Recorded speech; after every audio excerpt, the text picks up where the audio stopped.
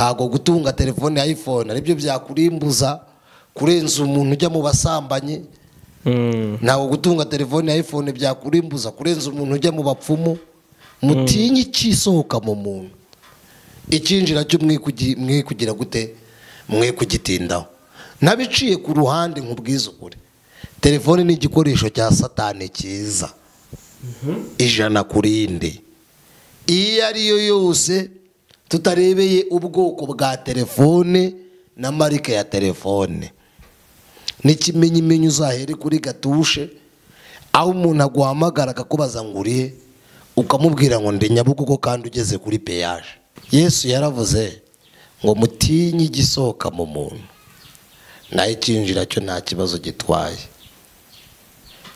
Ntago nzi nimba Yesu twakiriye arubabarira ibyaha gusa, kandi Yesu twakiriye nzi neza ko ari urukingo ajya turinda.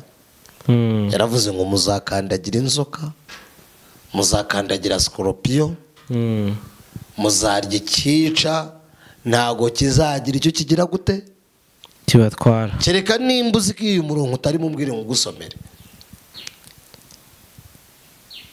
Bishatse kuvuga ko se muzarya umva abo ni bande bazarya ikica ntikizagira icyo kibatwara? Nabuzuye umwuka wera, ni inshuti za Kristo. Muzarya ikica ntago kizagira icyo kibatwara.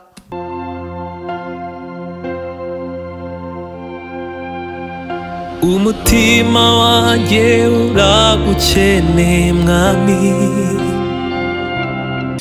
Yes, reka ngusuhuze ndetse wifurize ibihe byiza aho uherereye hose udukurikiranye. Reka nizere ko wamaze gukanda subscribe ku Musaruzi TV kugira ngo ube umwe muri twe, wiyunge natwe kugira ngo ujye ubasha kubana natwe mu biganiro tubagezaho umunsi ku wundi, ndetse n'ivugabutumwa ryagutse rinyura kuri uyu muyoboro mugari w'Umusaruzi Ministries. Ngo ikaze rero wowe uri mushya, ngo ikaze nimba usanzwe ubana natwe umunsi ku wundi. Amazina yanjye nitwa Mugisha, nzanye n'umugabo mumenyereye hano, Adrien, umushumba wanyu w'Umusaruzi TV. Ngo ikaze. Murakoze cyane Mugisha. Biracamo?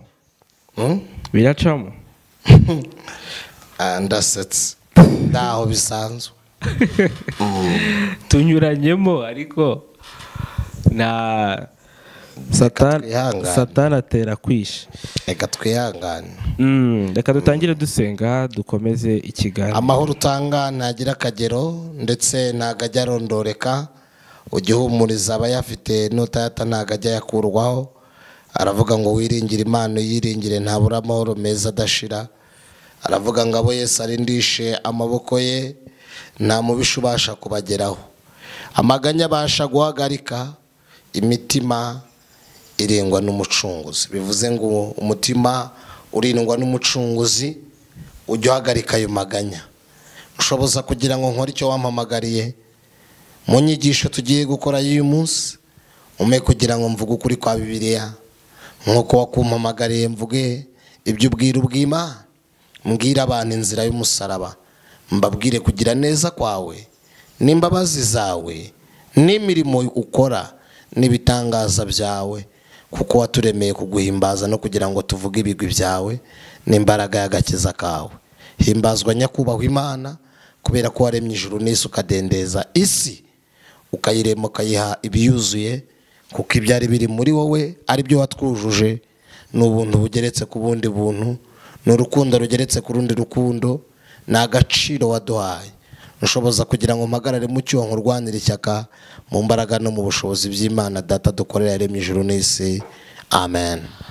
Yego, turi ku kiganiro bita ukuri kuvugwe cyangwa se kugiye kuvugwa, kubera ko ari byo bimaze iminsi bituzindura. Tugira n'ibindi bigiye bitandukanye bicamo inyigisho, hano murekure atagwaye Mugisha ndetse na Hungu udapfa n'ibindi. Ariko uyu munsi tugiye kuvuga gusenya imbaraga z'igicaniro cy'umuntu wa kera muri wowe, se cyo wakibagiwe? Ni icyo cya kane. Anyway, uyu munsi turavuga ku kuri kuvugwe n'ubundi. Maze iminsi mbona inyigisho n'isi z'ubuyobe ngewe, kubera ko uri bunkosore n'usanga atari byo. ariko nazisubiza ubuyobe kubera ko ziyobya abantu kandi mu bintu bidafite 12 cyangwa se bidafututse. Meruka kubona inyigisho zitrending ahantu henshi ku ma TikTok no ku mbuga nkoranyambaga zigiye zitandukanye zivuga ku bubi bwa telefone, zivuga ku bibi byazo, ariko mu by'ukuri uba wirengagije icyo gihe ko hari n'ibyiza byazo, kuko akenshi iyo telefone wavuze niyo mba ndi kukureberaho uri kuvuga iyo nyigisho. Yes, uri kumva icyo kintu ukuntu gikomeye. Ari umwana mubi gusa. Telefone yavuze niba uri kumurebera. Ariko urumva nyine ko icyo kintu gikomeye. Inyigisho uri kuma, urumva ndi kuyireba kandi ndi gukoresha iyo telefone, uri kuvuga ko ari ibimenyetso ko iPhone ari igikoresho kabuhariwe cya Satani. Ikimenyetso kigaragaza ko phone ya iPhone ari igikoresho kabuhariwe cya Satani. Ese ikibazo se n'uruganda, ikibazo n'iki? Ikibazo na iPhone ni telefone kubera ikoranabuhanga yifitiye, kubera ko ihenze, kubera ko abantu bayikunda. Nkeka ko ari byo yafashe bigatuma agenderaho ko ari igikoresho cya Satani. Ariko aho ngaho uba wirengagije ko wakorera za iPhone ashaka kuba ari nayo wakoze Samsung cyangwa se n'ikindi, ahubwo wenda bigatandukanya brand n'amasoko yabyo. Ndagira ngo wenda mpera aho ngaho, kubera iki umuntu ashobora kwifata akazinduka mu gitondo akavuga ati reka nigishe ko iPhone ari ubuyobe, ari ndetse ari n'igikoresho cya Satani.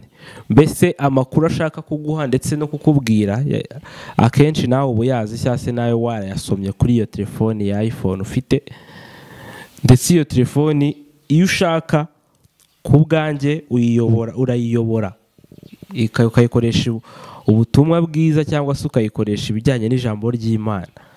Washaka nanone ukayikoresha ibijyanye n'iby'amarangamutima yawe, cyangwa se n'ibijyanye n'ibyirari, bikaba bitari iby'ijambo ry'Imana. Kubera iki ayita iya Satani?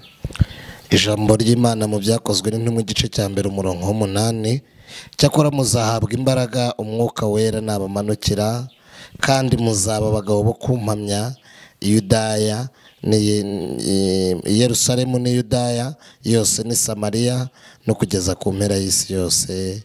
Imana idufashe cyane. Nasubije ubwo usubiremo ikibazo mbajije. Igisubizo cyacyo kiragira giti, kiri mu byakozwe n'intumwa igice cya 1 umurongo 8, haragira hati icyakora muzahabwa imbaraga umwuka wera nabamanukira, kandi muzaba abagabo bo kumpamya i Yerusalemu ni Yudaya yose ni Samariya no kugeza ku mpera y'isi. None ndashaka mbabwire icyo Bibiliya ivuga. Yesu yaravuze ngo mutinye igisohoka mu muntu, naho ikinjira cyo nta kibazo gitwaye.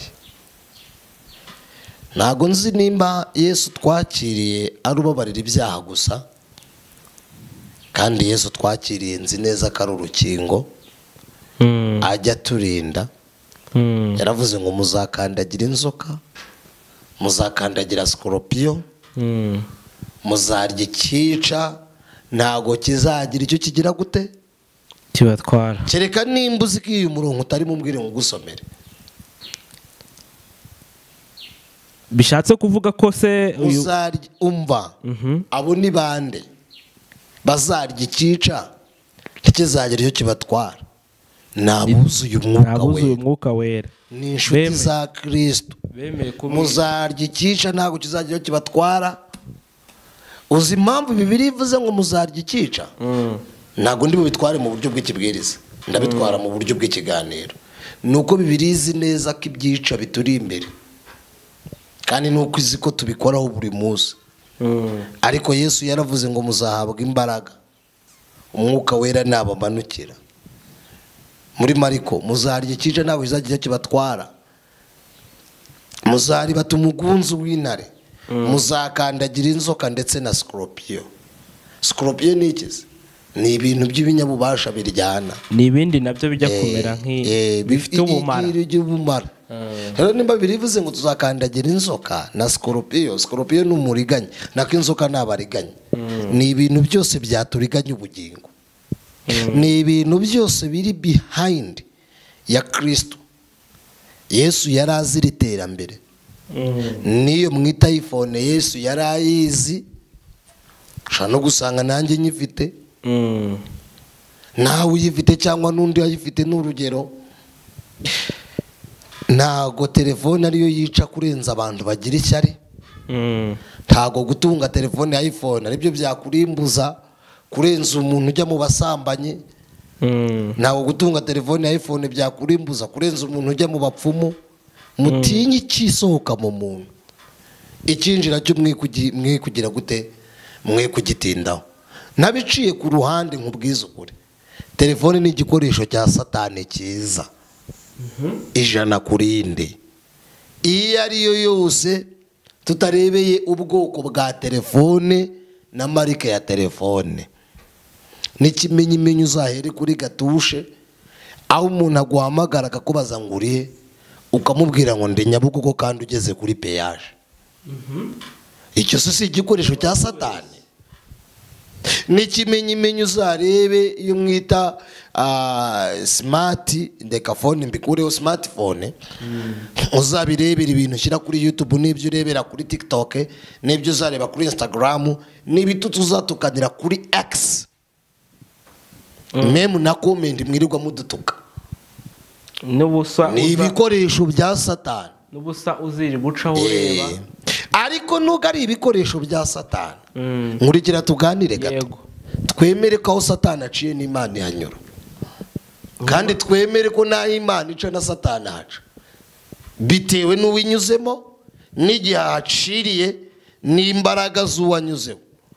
None se nkubaze gatoya Mesiye, muziki ituruka kuri nde? Muziki ya mbere nituruka mu ijuru. Rosofa ntiyaririmbaga cyane. None se nkubaze gatoya, uretse gatoya tuganire, nkurikira tuganire nk'abakristo. Mugisha, ndumva undifuza kumakeye muri iki kiganiro, ukamakeye ukandeba ukantega amatwi, ukabariza abantu ibibazo nka 50 muri iki kiganiro, kandi ari byo ndimo. Okay. Noneho rero, nimba Rusofera ariwe navuga uhedinza abacuranzi n'abaririmbyi, abaririmbyi ngira ngo kuririmbira Imana byaba amajwi menshi, ngira ngo kuririmbira Imana byaba ari igikoresho cya Satani, sibyo? Yego.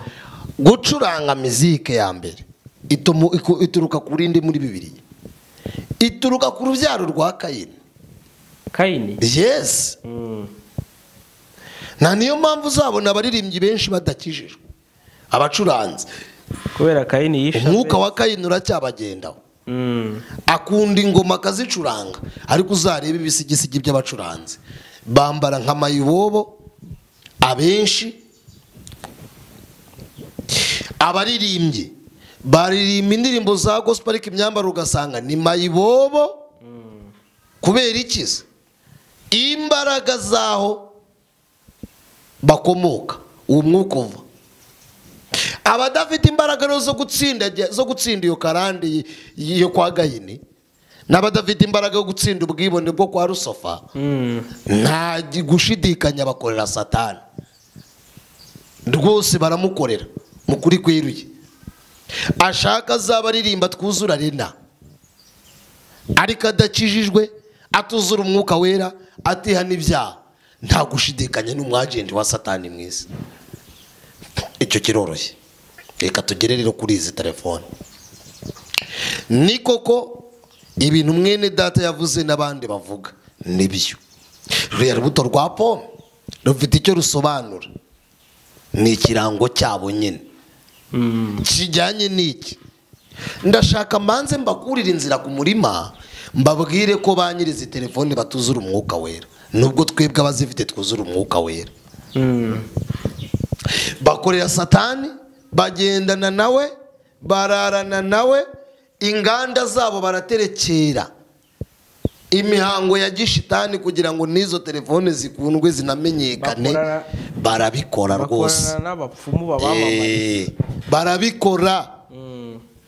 Si ikinyoma ibyo yavuze. Ariko mundeke gato tuganire nk'abakristo bakijijwe. Bibiliya ivuze iki? Iravuga ngo hazaza mwirinde amajyambere akabije, iterambere rikabije. Nimba iterambere rikabije rihera kwa muganga, ubwo ngiye kwa muganga naba ndi kujya muri Eliminate, naba mfite ya myumvire. Kuko muri kunkuri ryinyo ni koranabuhanga. Basigaye negeze njya umuntu mwarambwira ati pfukama turebe, bafite akantu bamurikamo kagatoroshi n'ibindi bakagushyiramo, ni koranabuhanga. Igifu basigaye bakibagisha ikoranabuhanga cyane. Ibibyimba basigaye bagisha ikoranabuhanga, nta kindi kibibereka ni kamera. Sibyo? Umuntu yagiye guca muri scanner ni kamera. Iyi ndi kuvugiraho yitwa Canon. Canon se bisobanura iki? Si ubwoko? Yego. Hari na Nikon, hari na Sony, ni nyinshi, na Samsung, ni nyinshi. None se nkubaze, ibi bintu birimo bingana gutya n'ikoranabuhanga ifite aka kantu turi kuvugiraho gafite, mu by'ukuri byose byavuye mu ijuru. Ubundi se Bibiliya ivuga iki? Hari ubwenge buva kuri Satani bw'inyamaswa abantu, hakaba n'ubwenge bw'Imana. Ubwenge bw'inyamaswa abantu ni ubwenge bukoresha umuntu ikibi n'ubumutoza ikibi. Ubwenge buva ku Uwiteka, muri Yakobo harabivuga, icyambere buraboneye, bwemerwa kugirwa inama, bwuzuye umwuka wera, bugira impuhwe, bugira imbabazi. Ubwo bwenge unyumve tuganire. Noneho rero ngarutse kuri icyo kintu numvise muvuga, rwose ntabeshye, nanjye ibyo bimenyetso ndabizi. Nanatinze kuri ibyo, n'iki kintu mfite uretse gato, n'iki kintu iki ngiki mfite kiri kumfata amajwi, ntazi ikintu kiri kuyafata, byose bifite imvano. Ariko ubundi hahumanya igisohoka mu muntu, ikinjira zero. Ikinjira zero. Amaraso ya Yesu ajya dukuraho umwanda, akabitesha agaciro iyo twuzuye umwuka wera. Rero ndashaka mbabwire, ibizabahamura n'ibyinshi, ahubwo birabasaba kugira ngo muzure imbaraga za mwuka wera. Ahangaha hari abantu babivugaho ibitari rumwe. Ubwo umaze kuvuga uruhande rumwe, ariko noneho ngiye hano kugufasha nanjye kukubwira urundi n'ukundi abantu babyumva. Ibyo wavuze byose nibyo, ariko icyo niyongeraho, nta muntu uhera ku wa mbere kugeza umwaka urangiye akoresha telefone umurimo w'Imana gusa. Nanjye ndimo. Nanjye ndimo. Atayibeshyeyeho. Nanjye ndimo. Atayirebeyeho ibidakwiriye. Ubundi si ubwo nkanjye nk'abavuga butumwa n'abahanuzi bakijijwe, buzuye umwuka wera, bafite imbaraga z'Imana muri bo. Telefone usibye kuba twayisengeraho abantu, tugafasha abantu b'Imana, duhereye kuri WhatsApp, ibintu dushyiraho byose ni ibifasha itorero ry'Imana. Duhereye kuri profile zacu ni ibifasha itorero ry'Imana. Mu by'ukuri telefone ubu nkanjye wavuga ngo ni igikoresho cya Satani nka korohera. Nakubwira ko ari igikoresho cyiza cy'Imana, kuko ngikoreraho mvuguruza imigambi ya Satani mwiza. Intego z'abazitunga ziratandukanye, ariko se nkubaze gatoya tukiraho, kubera iki intego z'abatunze telefone zitandukanye? Ni wa muntu w'imbere, kuko umuntu w'imbere ni utoza umuntu ibyo agomba gukora. Siko kuri se bita bugingo na Satani. Yego. Iyo umuntu adafite umwuka w'Imana, afite umwuka wa Satani muri we. Rero niko kuri. Na ibyo yavuze nibyo. Ibyo yavuze nibyo. Ariko nuga ari byo. Ariko ibyo ndi kuvuga nabyo ni. Yego. Ushobora kuba ari iPhone si yo telefone. Ariko sa iPhone mufitanye nayo kibazo. Nibo bayivuze. Ariko abamenya ahubwo ni mubamamarize cyane. Jewe rero ndi kugira ngo wenda kuri ku cyo narenzaho ni ibintu bibiri. Telefoni umuntu ibi ya satani ari kubera umuntu wayikoresheje. Izo comment wari gusoma ngo zimeze zite? Nyine usibye ko banazikubye hakazaho nke, ariko ni nkeya zirimo ziragaruka zivuga ziti ubwo ngubwo n'inyigisho y'ubuyobe. Ahubwo wakigishije abantu uti telefoni iyo ukoresheje nabi ikorera satani, 100%. iyo uyikoresheje neza ukorera Imana. Kuri kwa bibi ntago ari telefone gusa. Ubuse televiziyo dutunze mu nzu, televiziyo dutunze mu nzu ikoranabuhanga zirimo murarizi. Ariko iyo mwirirwa mureba ziriya ndirimbo n'ari amafilime se y'urukozasoni, iyo televiziyo bikorera Imana ntiba warayiguze se kugira ngo satani arusheho gukoresha? Ikintu cyose biterwa n'inyito n'icyo wagihaye. Yego. Nicyo nabwira abantu.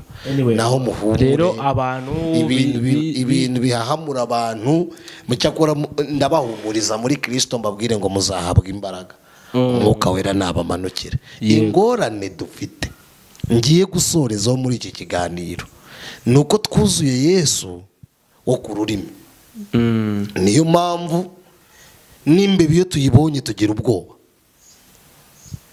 Imbeba koko umuroza yizamo njya mbigigisha, ariko nimba wuzuye Mwuka Wera imbeba nta kizagira ikigutwara. Ninatambuka bahitomye Imana izabitesha agaciro. Ibyo yindi n'ibimenyetso nunabibona, erega mujye mwemera ko indwara ziba ari kwabaho n'abaganga. Ibyo mubyemere. Indwara zibaho hakabaho. Wakoze virusi yakoze na antivirus. Sibyo? Yego. Satani yakoze ibyo byose kugira ngo arimbure ubugingo bw'abana b'Imana. Umwuka Wera natwara duhamagara kugira ngo tunetralize iyo mikorere ya Satani mwiza. Rero ntago ayibaho B itariho, B niza C itariho, kuko B ibyarwa na A. Yego. B ikabyara C, C ikabyara D. Ikunguko kizo nyuguti zigenda zingana. Niko nibyo bintu bimeze. Sibyo? Rero ibyo umuntu yavuga ni byinshi cyane, ni byinshi cyane kuri ibyo ngibyo. Naho se computers, computer niyo yera se? Ntago yera.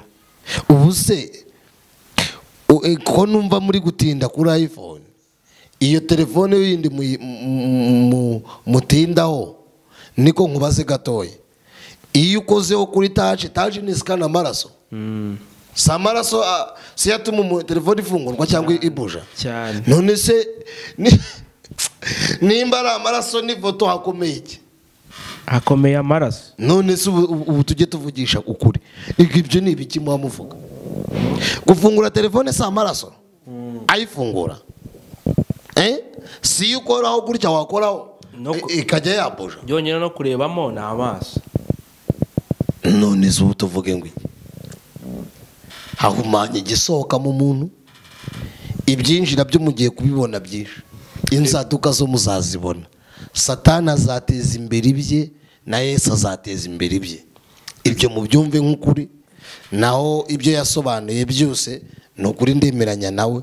Ariko nawe icyo namubwira n'abandi nabo, nimureke twuzure imbaraga za Mwuka Wera.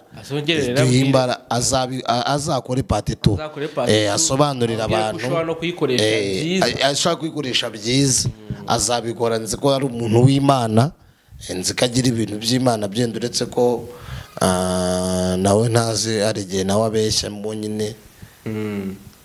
Kubeshya byenda biterwa, ariko ubwo n'icyo umuntu yavuze iri mukuri kuvugwe ujye byibuka. Ushobora kuvuga ko nyine umuntu abeshya bitewe n'icyo akubwiye. Nk'icyo kiganiro nyine yakoze ashaka kuba gifite hishurirwa, none umuntu yaza agakoraho ikiganiro cyangwa yatanga icyo akavuga ati urabeshya, cyangwa akaza n'undi munyomozi ufite ukuri kurenze uko yagize. Ariko icyo nshaka kukubwira, azakora part 2, asobanura abantu ko ntago telefone hoya ntago ari telefone. None se ubusa musanga niyo nziza zose ndi gushirange muri rusange. Nyine tuganire. Nimba iPhone, uzi ko telefone yenda mwisa atari iPhone, sisa musanga ne biterwa. Buriya hari abantu hari telefone twebwe zidasohoka abantu bo bakajya kuzikoreshereza ku ruganda uko babishaka. none zihenze umuntu akaba yajya ku ruganda. iyo tuzihenze mu isi ni iyihe ku isoko? Nyine by'ibyo ndi kugusobanurira. Umuntu ashobora kujya kuri iPhone akavuga ati ndashaka iPhone iforumye uko apana uko yanyemeze, bakaba bamuca miliyari, sibyo? Undi akajya ku ruganda rwa Samsung akavuga ati ngiye ndashaka Samsung ihatandukanye n'izi zose mwasohoje, akatanga miliyari na desi. Undi akazasubira kuri iPhone tapani izo mwakoreye abantu, ndashaka iyi. Rero telefone ishobora guhenda bitewe. Kimwe n'uwajya kuri Tekino akavuga ati ndashaka ya Tekino mwese abahanga mwese muzikora mwahuriyeho. Ubwo rero nicyo nshakaho kubwira. Ibyo bintu twe kuzajya tubitindaho, tubwiriza abantu agakiza, tubabwirize kuzura umwuka wera no kwihana ibyaha. Ibindi bimeze nko kubwira umuntu ngo winywe inzoga kandi azi ko kunywa inzoga ari hakura imbaraga, ari hakura swingize muganize. Nta muntu wakora undi ku nzoga. Yesu ni ukura undi ku nzoga. Umwuka wera ni dore rege ingorane mufite zikomeye. Tubwiriza abantu dushaka kubemeza, dushaka kubahindura. Ntago ari twebwe tubahindura. Bibiliya banga bahinduriye benshi gukiranuka bazaka nk'inyenyeri. Ni mwuka wera uhindura, ahubwo yagukoresha ukingingira abantu kubw'imbabazi za Yesu. Yesu wa mwuka wera ukurimo akaba ari we umupika, yarangiza kumva ubutumwa bwiza ubundi akihana. Ariko iyo dushyizeho bariyeri ivuga ngo iyi telefone izakurimbuza, nuwitera urushinge rwa covid wageze ikuzimu, bakaba ari kumura kubwira ubuse iki byawe n'umubiri si umubiri, iki byawe n'umwuka si umwuka. Mu butumwa bwiza bwanditswe na Yohana ibice 4:21 igihe kirageze ndetse kirasohoye ubwo abasengera data mu mwuka bakamusengera mu kuri. By'ukuri data ashaka bene abaro bamusenga.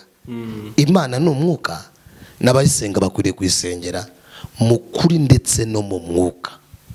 Ntago rero ibivatika amazi tunywa irakoranabuhanga ya pesa wamenya rivaye. Umuriro tugura ugashyira muri cash power ako kanya paye gahita kaza, irakoranabuhanga ritari kugurira umuriro kuri momo, umuriro ugahita ujya muri mashini, wowe ugahita ubona wawe hacanye, wamenya ari biki? Reka tujye tuganira, wamenya ari biki? Ni amayobera matagatifu. Huya ni iterambere. Sagara amayobera ni iterambere. Ariko twemere ko rizana by'ibi byinshi n'ibyiza byinshi. Ariko ibibi biba byinshi kurenza ibyiza. Icyo cyo ndacyemeranyaho nawe. Ibi biba byinshi kurenza ibyiza. Rero twebwe nimureke twuzura umwuka wera. Rwose umuntu utunze iPhone n'ufite indi telefone nuti hano zarimbuka izakurimbura, izatumurimbuka.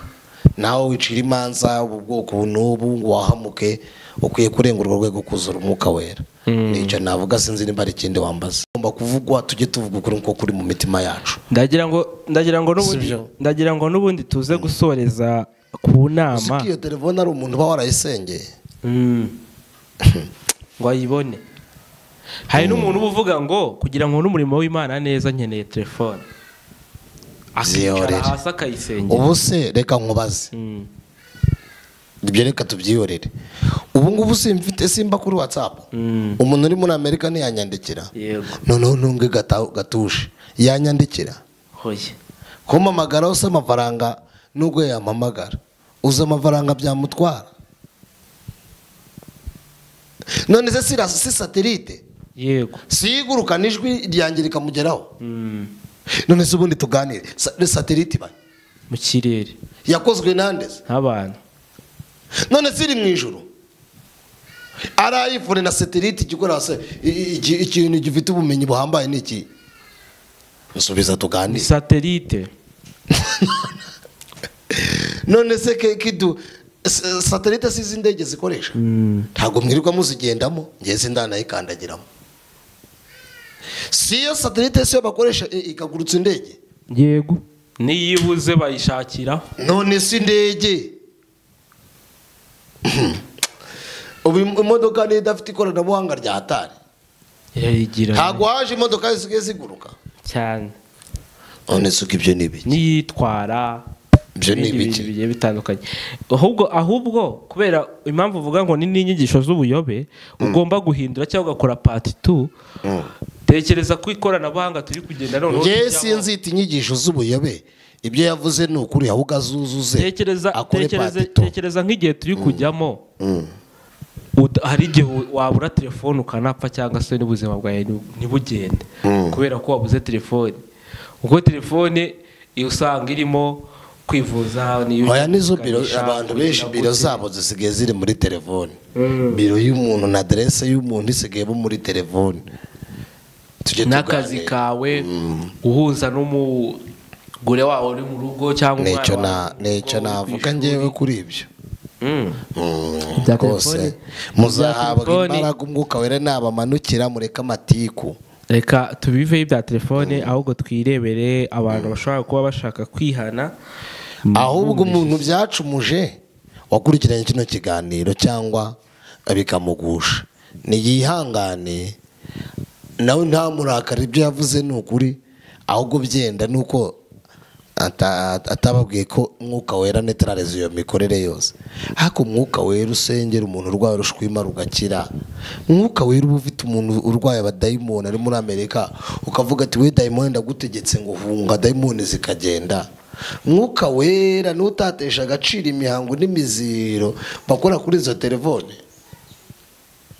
ese Yesu mwizeye ubundi mwamwizeye ku ruhe rwego abamariye iki koko ubu twizeye Yesu uzatujyana mu ijuru buretse gato twizeye Yesu uzatujyana mu ijuru ntazaduhe n'imodokari ntazaduhe n'inzu nziza natwe tuzituremo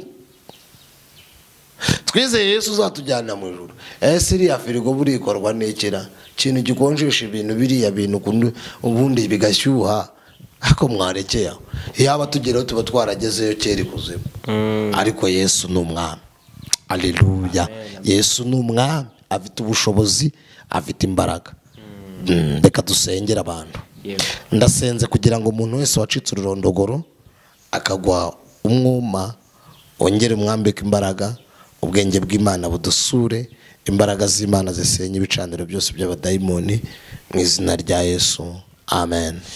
Gushima ni umuco reka mbashimire mwe mwese twabanye nshimira abantu bose bakoze subscribe muri iki kiganiro nshimire ndetse n'ababasanzwe babana natwe badahwema kudukurikirana uko bukeye ndetse nuko bwije icyo nabasabira n'umugisha uturuka ku Mana ubundi ikomeze ibarinde.